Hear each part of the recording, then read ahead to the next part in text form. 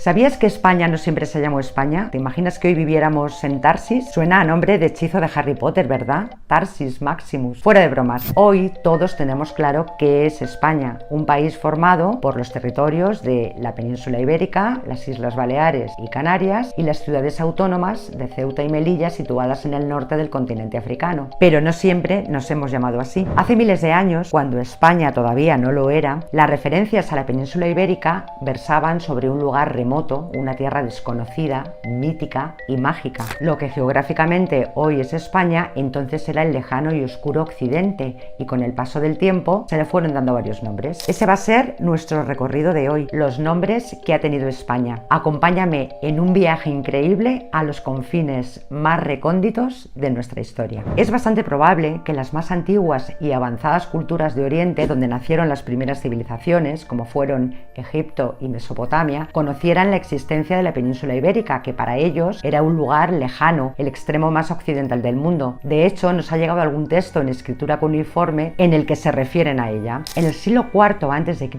un poeta latino llamado Avieno escribió una obra de geografía en la que se refería en varios pasajes a la península ibérica con el nombre de Ophiusa, que significa algo así como tierra de serpientes. Esta es una de las más antiguas referencias existentes sobre la península ibérica. Los antiguos griegos que anduvieron por la península ibérica se refirieron a ella como Hesperia. Esto tiene que ver mucho con la mitología. Las Hespérides eran las ninfas que cuidaban de un maravilloso jardín cuyos árboles daban frutos de oro. Este jardín estaba situado en un lugar de Occidente, al norte de África y al borde de un océano. En un principio, los griegos pensaron que ese lugar era Italia, pero después, tras conocer la existencia de la península ibérica, pensaron que ella era el lugar correcto. ¿Cómo te quedas si te digo que en España existió una civilización legendaria y misteriosa que a día de hoy nos sigue fascinando? Seguro que has oído hablar de Tartesos. Tartesos es uno de esos nombres históricos que ha dado pábulo a todo tipo de leyendas fantásticas. Tartesos es el concepto con el que los griegos se referían al extremo occidente, en concreto a un lugar que ubicaban entre Huelva y el Estrecho. Hay también algunos textos bíblicos en los que se menciona la palabra Tarsis, un término parecido a Tartesos en su raíz. Tarsis era, por otra parte, el lugar más alejado hacia Occidente, así se referían a él los pueblos del Mediterráneo oriental. El historiador Justino escribía acerca de Gerión,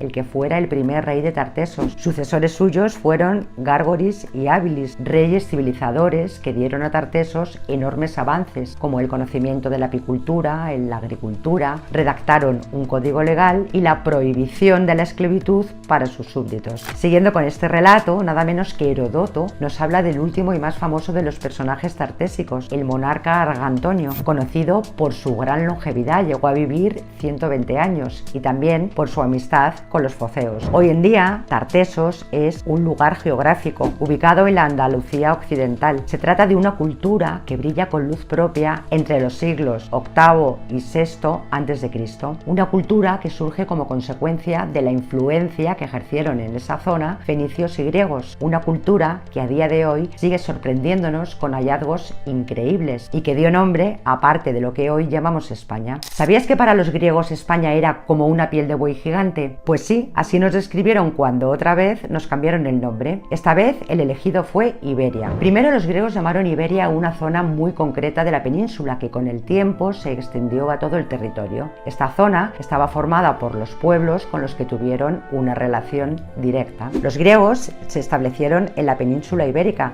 donde fundaron dos colonias, Rodas y Ampurias. Ambas influyeron enormemente en los pueblos de la península con los que se relacionaron, transmitiéndoles su cultura. Después, los griegos llamaron Iberia a todo el territorio de la península. Así aparece en la obra del historiador y geógrafo griego Estrabón. El libro tercero de su geografía está íntegramente dedicado a Iberia y en alguna parte dice así: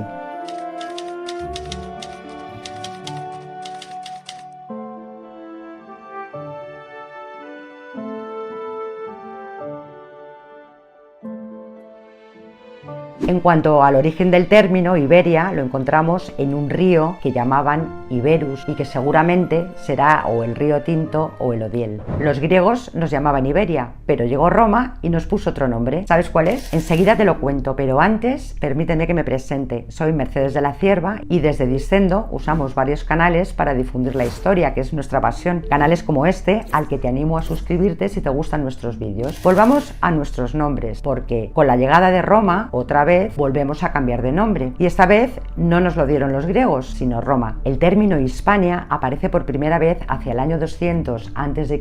como un sinónimo de Iberia. El historiador romano Tito Livio utiliza el término en muchas ocasiones en su narración de los sucesos de la Segunda Guerra Púnica, y después todos los autores latinos acabaron hablando de Hispania. ¿Pero por qué los romanos nos dieron este nombre? ¿Qué significa? Vamos a verlo, porque hay varias teorías. Seguro que alguna vez has oído eso de que Hispania quiere decir tierra de conejos. Esta era la teoría más aceptada hasta hace algún tiempo, pero hoy en día hay otra teoría que parece más convincente, y es que Hispania estaría relacionada con forjadores de metales. Lo cierto es que el origen de Hispania es fenicio, y resulta curioso que Roma, que al fin y al cabo se impuso a unos fenicios muy particulares como fueron los cartagineses, decidiera poner a la que sería una de las provincias más prósperas de su imperio un nombre de origen fenicio, ¿verdad? ¿Crees que ya conoces todos los nombres de España? Pues espérate, porque aún quedan un par de ellos. En el año 711, un ejército de bereberes entró en la península ibérica y conquistó Hispania. Empieza nuestra Edad Media, que va a tener una característica que no se da en ningún otro lugar de Europa: la presencia del Islam. Los árabes llamaron al Andalus a los territorios conquistados. Su procedencia no está muy clara. Algunos autores sostienen que seguramente estamos ante un nombre evocador elegido por los conquistadores para magnificar su conquista, refiriéndose a ese mítico lugar con la tierra del extremo occidental. Lo cierto es que el nombre terminará imponiéndose con mucha rapidez dentro de la tradición y la cultura árabes y acabará designando a todo el territorio de la península ibérica, incluyendo también a los territorios cristianos. En el siglo XV, los reyes católicos firmaron un tratado en virtud del cual se ordenaba la expulsión de los judíos de España.